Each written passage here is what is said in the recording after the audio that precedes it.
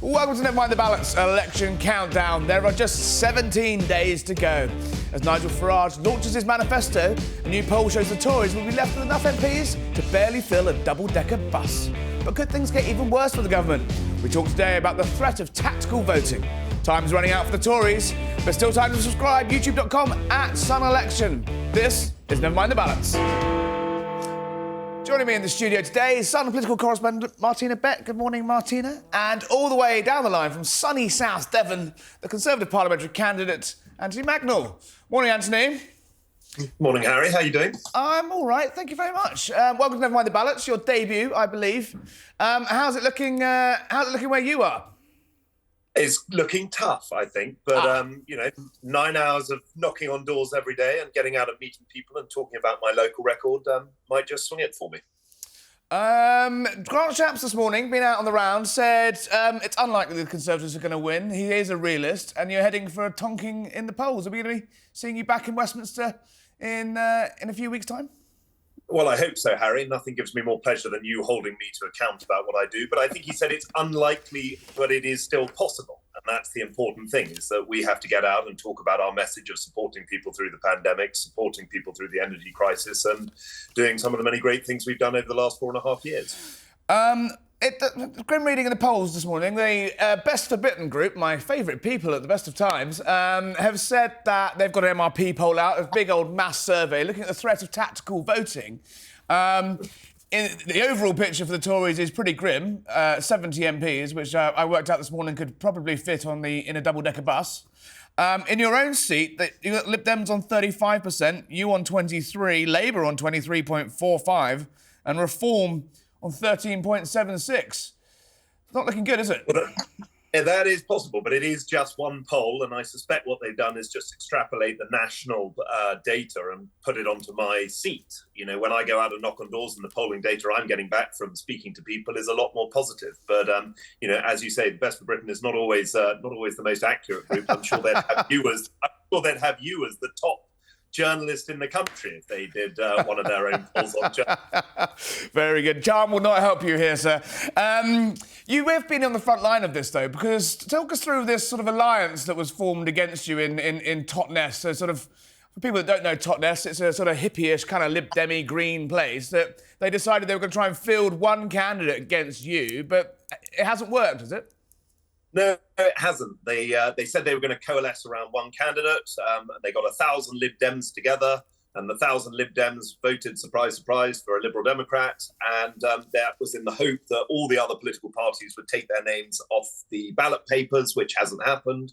So we've got a Labour candidate, a Lib Dem candidate, a Green candidate, a Reform candidate, and of course myself. So actually it's all to fight for here. And you just have to go on knocking on doors and getting out there. That's the only way I'm going to be able to win this election, and the only way in which many of my colleagues will be able to win the election.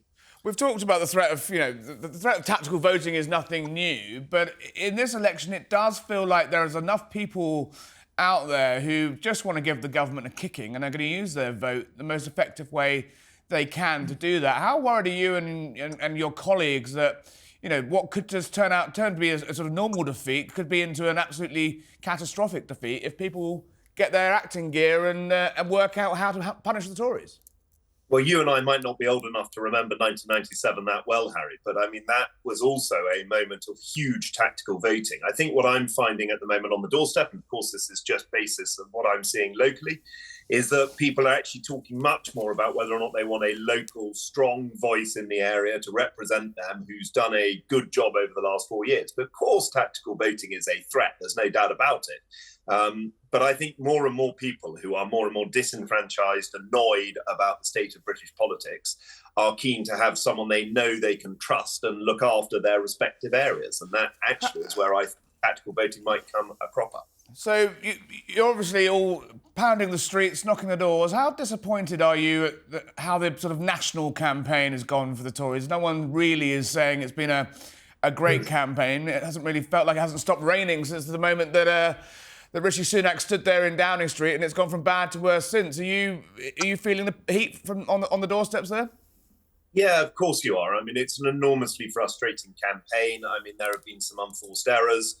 There have been some forced errors as well, for that matter. But actually, what I get time and time again is people actually reflecting on the fact that Rishi Sunak's the man that supported them through the pandemic. He's the man who has created a better degree of stability over his tenure in number 10, and that does play. And he didn't have to go early, though, did he? He didn't have to do this in July. He could have done this in October when, you know, the ground, the sort of economic picture might have been a bit rosier. Are you annoyed he's gone early? Well, no. I mean, I think the Prime Minister goes when he thinks it's the right time to go. And frankly, it doesn't make a blind bit of difference to me whether or not it's now or in November or in January 2025. I think, we just have to get on. It makes no difference to many of us who have been campaigning over the last 2.5, 3 years post-pandemic to try and hold and retain our seats. So I'm not frustrated with the Prime Minister calling the election now. I think if it works, fine, no problem. If it works being the operative question there. But, I mean, talking of unforced errors, you've got the entrance of Nigel Farage that's certainly livened up this campaign somewhat. They're launching their manifesto today. How worried are you feeling about reform down there? Well, reform has got a big voice, and it's certainly captured a number of the people who sit on the right and will take a number of votes away from the Conservative Party. But I think it's important people remember that reform is promising things that it won't actually be able to deliver. I don't think that's necessarily just a reform thing. I've read the Tory manifesto, and I'll believe that when I see it.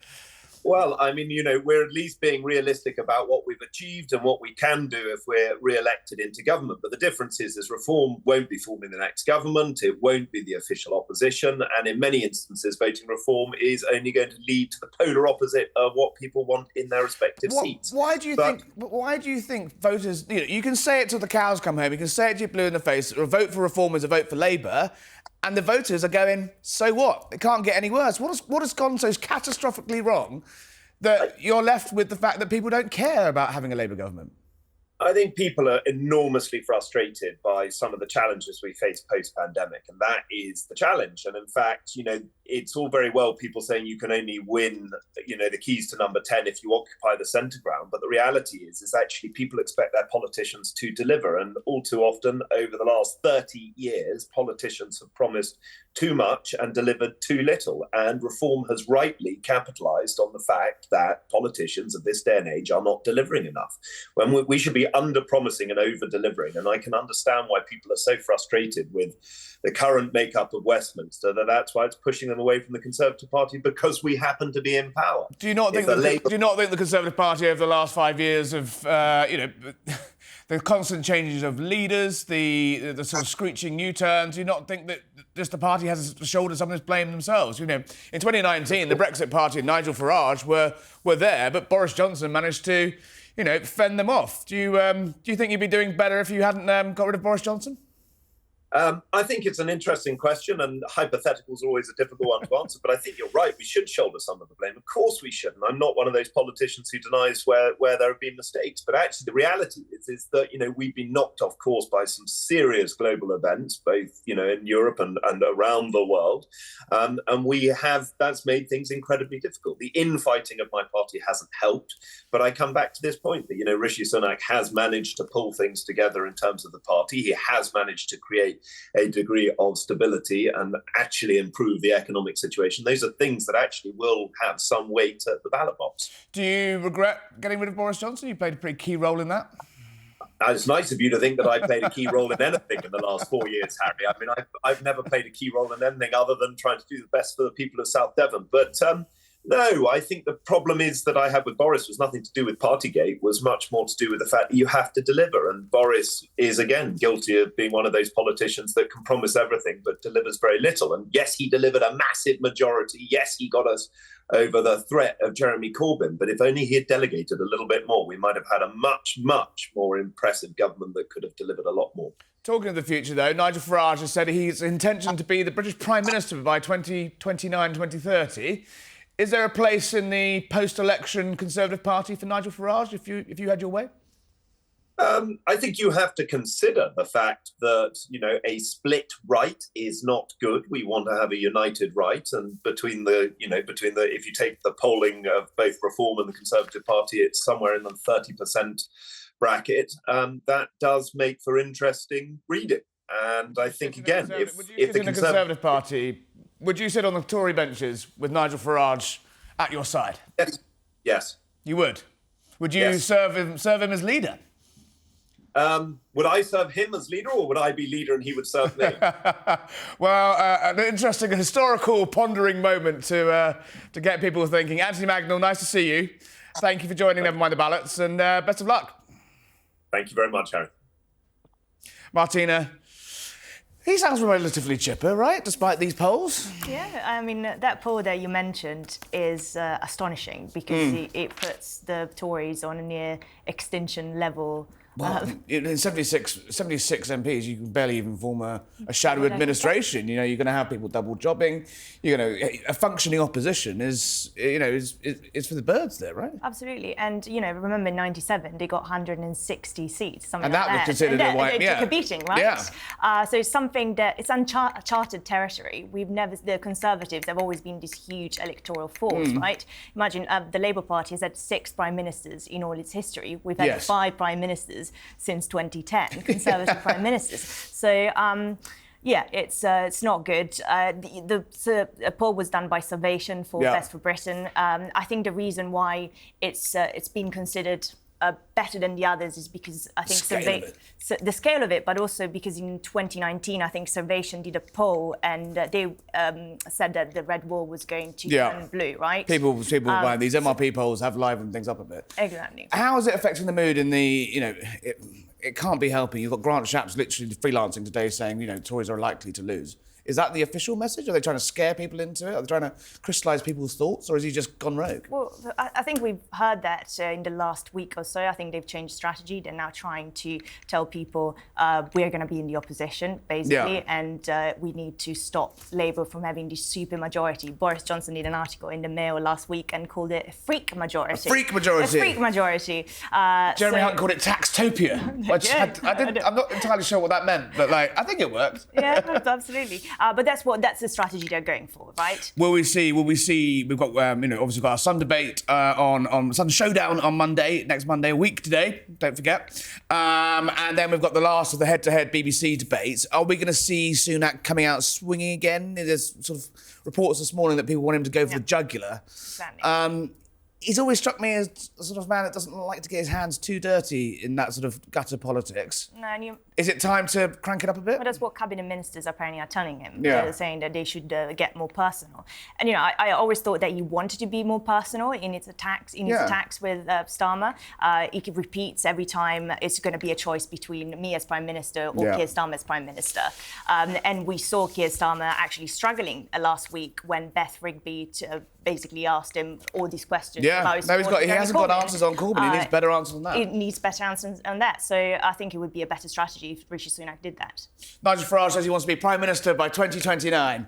Is he just winding people up? What do you reckon? I think so, because, he says he's the real opposition, right? One poll he's ahead. Lots of polls he's not. That poll puts him with 7 seats, which I think, it's a tough gamble. And I always think of this. In 1983, which was Michael Foot versus Margaret Thatcher, we had... How old were you in 1983? I wasn't even born. I wasn't even born in 1983. Sorry, but let's go. I did read something about this, which I think is very important. And it's the left was split at the time. The Labour Party was split, headed by Michael. We had the SDP Liberal Alliance, right, with the Gang of Four. And in the general election, they won. The SDP Liberal Alliance won 23% of the national vote, and the Labour Party won 25% of the national vote. In terms of seats, SDP Liberal Alliance had 20 seats, the Labour Party 200, right? They've still a fair whack, Exactly. So I don't think Reform will win any seats. You don't think they'll win any seats? Well, apart from Clacton. So someone was telling me the other day that actually the lack of data that Farage has and actually being able to get his vote out, he should be spending more time in Clacton than he currently is, because he's currently all over the country. And we mentioned tactical voting. I've seen there's lots of people now, they're saying we should vote Conservative to stop Nigel Farage. Yeah. So I think he's had it before, and I suspect he'll have it again. Martina, stay there. Talking of Liberals, guess who we're going to see in a moment? Don't go away. Now, regular viewers will know this is the bit of the show where we laugh at Ed Davey, but not everyone's laughing about his Make-A-Wish list of all the things he wants to do on a campaign trail, from zip wires to zoos, whatever else he's been doing. Have a look what happened yesterday. I don't particularly like the buffoonery. I find it very Boris-esque, and I don't think there's any need for it. It's really, really, really important that we trust him. And trust is never going to be built by swinging around on ropes or paddleboarding in Cumbria. Trust is about engaging with the people that need that engagement. Do you think you're really taking it seriously? Well, on Sir Postmaster, my heart goes out to Lee and all the others who were so badly affected, and I'm looking forward to giving evidence to the inquiry, which I campaign for to hold people to account. But in terms of the things we've been doing, the stunts, actually the real issue is engaging people, and they have done. And silly stunts backfiring. Martina, what do you think there? Because that was obviously a victim of the Post Office scandal, telling Ed Davey, you know, what he thought of him. Are these stunts actually designed for the fact to distract from the fact that he was the Post Office Minister? He doesn't want to talk about that. He hasn't turned up to any of the debates yet. He sent Daisy Cooper out. Davey running scared?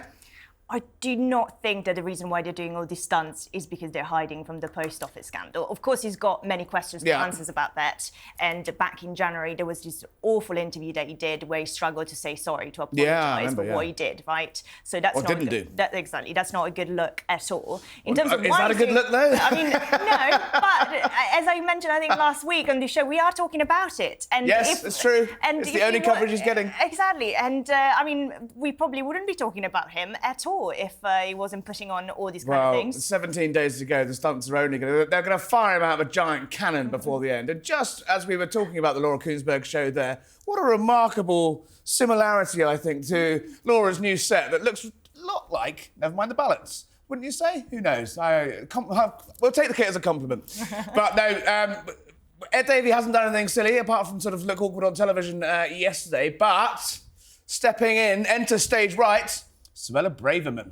For everybody who wants to go to the Four Seasons Orlando.